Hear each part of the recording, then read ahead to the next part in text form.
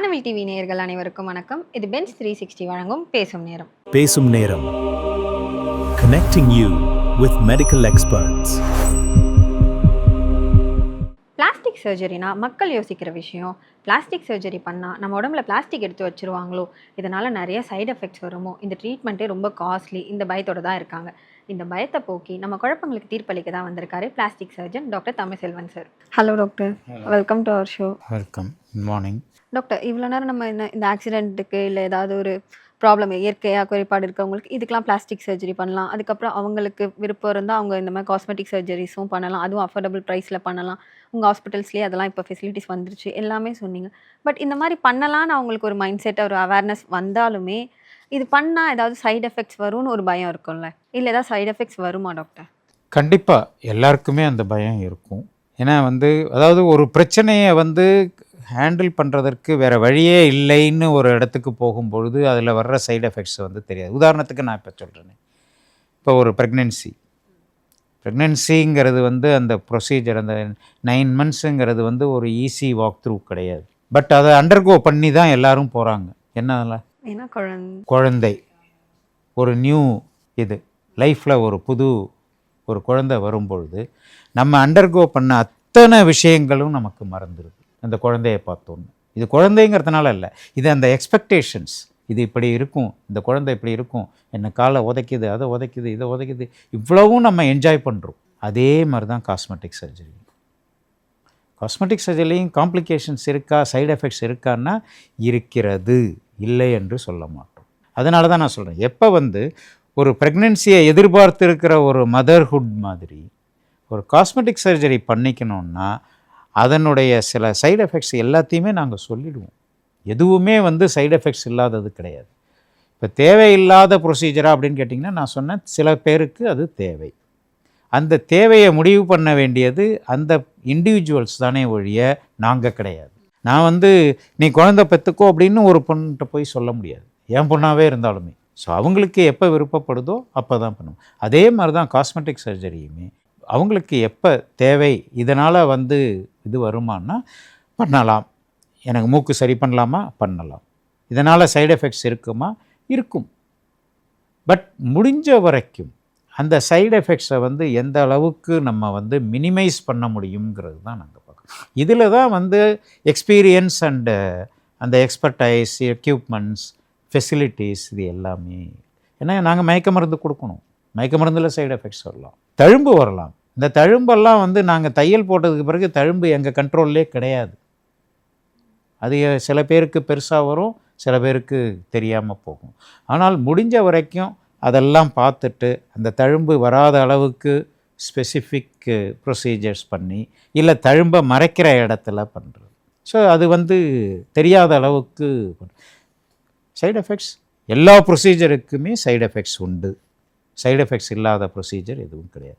இது எகெயின் நான் சொல்கிறேன், அவங்களுடைய வில்லிங்னஸ், இந்த பெனிஃபிட்டுக்கு இந்த மினிமல் சைடு எஃபெக்ட்ஸை அக்செப்ட் பண்ணிக்கலாம் அப்படிங்கிற ஒரு மைண்ட் செட்டுக்கு வரணும். அது அவங்க கேட்கும் பொழுது நிச்சயமாக செய்யலாம்.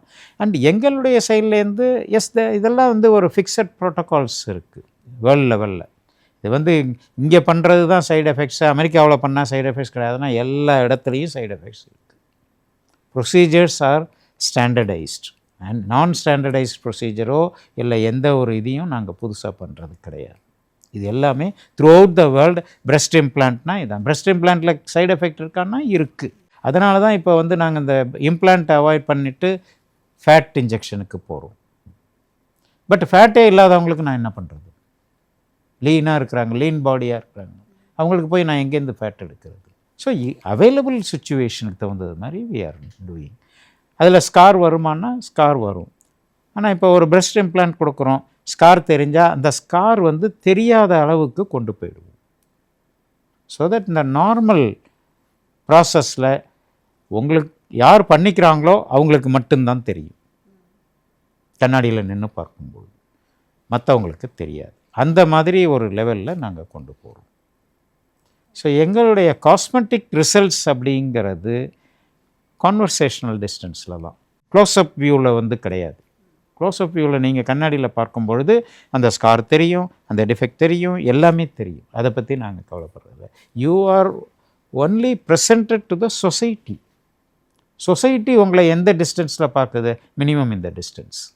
This is the conversational distance. So இந்த கான்வர்சேஷனல் டிஸ்டன்ஸில் அது வெளியில் தெரியாத அளவுக்கு தான் எங்களுடைய தழும்புகள் இருக்கும். பட் இந்த தழும்புகள் எல்லாமே நான் எவ்வளவு தான் ஃபைனாக பண்ணாலுமே ஒருத்தவங்களுடைய உடல் வாகில் சில சமயத்தில் அது ஹைப்பர்ட்ரோஃபி ஆகும். பட் அதை கரெக்ட் பண்ணுறதுக்கு தான் நாங்கள் அந்த லேசர்ஸ் வச்சுருக்கோம்.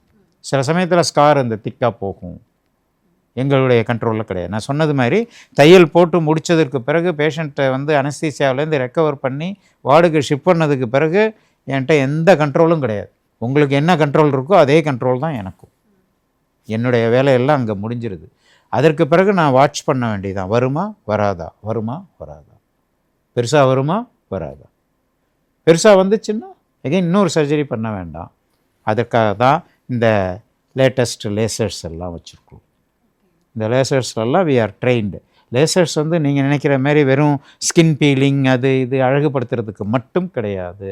இந்த மாதிரி சில அன்வான்ட் ஈவெண்ட்ஸ் வரும்பொழுது அதை கரெக்ட் பண்ணுறதற்கும் இந்த லேசர்ஸ் யூஸ்ஃபுல்லாக இருக்கும். ஸோ எல்லாத்தையுமே இப்போ நாங்கள் எங்களுடைய சென்டரில் வந்து இந்த ஆல் அரவுண்டு எவ்ரி திங் அதில் வச்சுருக்கிறோம். லேசர்ஸ் வச்சுருக்கிறோம், லைப்போசெக்ஷன் வச்சுருக்கிறோம், ஹேர் டிரான்ஸ்பிளான்ட் சென்டர் வச்சுருக்கிறோம், பிரெஸ்ட் இம்ப்ளான்ட்டுக்கு வச்சுருக்கிறோம், பிரெஸ்ட் ரிடக்ஷனுக்கு வச்சுருக்கிறோம், நோஸ் ஜாபுக்கு வச்சுருக்கிறோம். Whatever you call everything is available at reduced price. ஏன்னா எங்களுடைய ஃபீஸை நாங்கள் வந்து voluntarily we have reduced it. அந்த மேனேஜ்மெண்ட்டும் அவங்களுடைய ஃபீஸை வந்து மினிமலைஸ் பண்ணியிருக்காங்க. ஸோ அட் த எண்ட் அந்த இது வந்து பெனிஃபிட் வந்து is transfer to the patient. So that is the aim. So scar modification இதுக்கெல்லாம் வந்து we have lasers. So laser எடுக்கிறதுங்கிறது வந்து வெறும் முடி எடுக்கிறது மட்டும், தேவையில்லாத முடி ரிமூவ் பண்ணுறது இல்லை பிளமிஷ் பண்ணுறது மட்டும் கிடையாது. அது வந்து வேறு, அது காஸ்மெட்டிக் லேசர்ஸ். அதுவும் வச்சுருக்குறோம். பட் அதில் நாங்கள் கான்சன்ட்ரேட் பண்ணுறதா அதிகமாக இல்லை. ஏன்னா இந்த ஒர்க்கு பண்ணுறதற்கு எங்களுக்கு ஆள் வேணும், ஆனால் இந்த ஒர்க்கை பண்ணுறதற்கு ஆள் கிடையாது. So that is the reason நாங்கள் அந்த மாதிரி ஆரம்பிச்சிருக்கிறோம். ஸோ சைடு எஃபெக்ட்ஸ் இருக்கான்னு கேட்டிங்கன்னா இருக்குதான். இந்த சைடு எஃபெக்ட்ஸ் எல்லாத்தையுமே நாங்கள் சொல்லிட்டு தான் நாங்கள் பண்ண போகிறோம். எதையும் மூடி மறைக்கிறது கிடையாது. எல்லாத்தையும் சொல்லுவோம். இது நடக்கலாம், இது வரலாம், இப்படி வந்தால் இதற்கு இந்த ட்ரீட்மெண்ட்டு இந்த பண்ணுவேன். சில சமயம் பிரெஸ்ட் இம்ப்ளான்ட் பண்ணுறோம், அந்த இம்ப்ளான்ட்டு உங்கள் பாடிக்கு ஒத்துக்காமல் போகலாம். அப்போ இம்ப்ளான்ட்டை எடுக்க வேண்டியதாக தான் இருக்கும். இம்ப்ளான்ட்டினுடைய காஸ்ட்டே இன்றைக்கி 75,000 ஆகுது. ஸோ அதுக்கு என்ன பண்ண போகிறோம்? ஃபேட்டியாக இருந்தால் ஃபேட் இன்ஃபில்ட்ரேட் பண்ணுறோம். So we give options. இதெல்லாம் இருக்குது. இந்த ப்ராப்ளம் வரலாம், பட் இது 100ல் ஒருத்தவங்களுக்கு வரலாம். இந்த ஒருத்தவங்க நீங்களாகவும் இருக்கலாம், வேற ஒருத்தராகவும் இருக்கலாம், எனக்கு தெரியாது. பட் நான் என்னுடைய சின்சியர் எஃபர்ட் உங்களுக்கு எதுவும் வராமல் பார்க்குறது தான் என்னுடைய.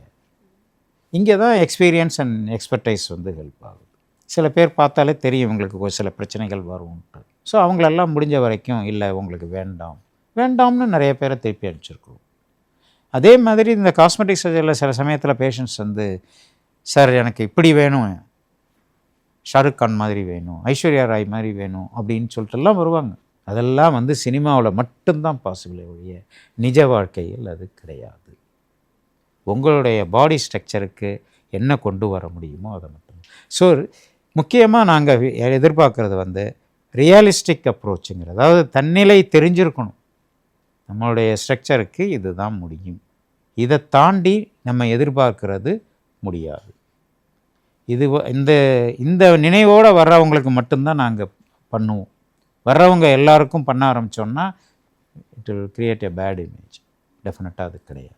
ஸோ யார் வந்து அவங்கள பற்றி எனக்கு ஸ்பெசிஃபிக்காக இந்த பிரச்சனை இருக்குது டாக்டர், இதை கரெக்ட் பண்ண முடியுமான்னா எஸ், கரெக்ட் பண்ணலாம்.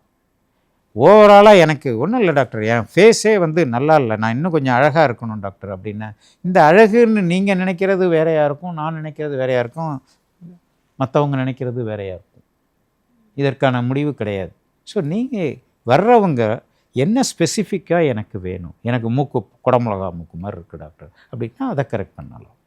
So more educated, refined and very ஸ்பெசிஃபிக்காக இருக்கிறவங்கள ட்ரீட் பண்ணுறது தான் முடியுமே ஒழிய ஜென்ரலைஸ்டாக நான் வந்து இப்படி இருக்கணும், நான் அப்படி இருக்கணும், இல்லை வேறு யாரையாவது இமேஜின் பண்ணிவிட்டு நான் அப்படி இருக்கணும், 100% we reject them. நீங்கள் வேறு எங்கேயாவது போய் பார்த்துக்கங்க, ஏன்னா எங்களால் கொடுக்க முடியாது.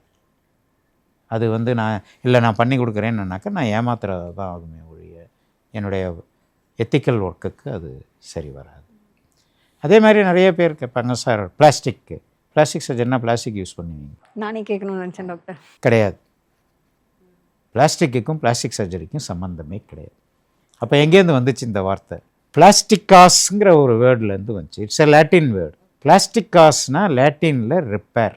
உங்களுக்கு தெரியும், majority of the modern science வந்து லாட்டின்லேருந்து தான் வந்தது. ஸோ ஆல்சோ பிளாஸ்டிக் சர்ஜரிங்கிறதும் அந்த பிளாஸ்டிகாஸ்ங்கிற வேர்ட்லேருந்து வந்தது தான்.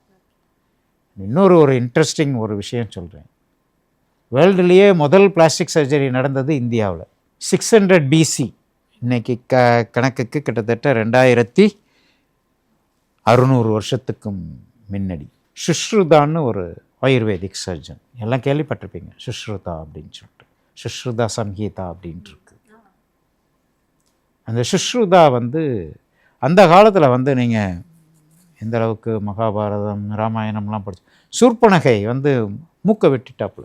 ஸோ மூக்கு இல்லாமல் நிறைய அப்போ வந்து ஒரு பனிஷ்மெண்ட் வந்து மூக்கை வெட்டுறது. ஸோ இந்த சுஷ்ருதாவுடைய மெயின் இது வந்து மூக்கை சரி பண்ணி அனுப்புறது. இன்றைக்கும் வேர்ல்டு லெவலில் சுஷ்ருதா மெத்தட் ஆஃப் நோஸ் ரீகன்ஸ்ட்ரக்ஷனுங்கிறது இன்றைக்கும் உலகளவில் கொண்டாடப்படுகிறது.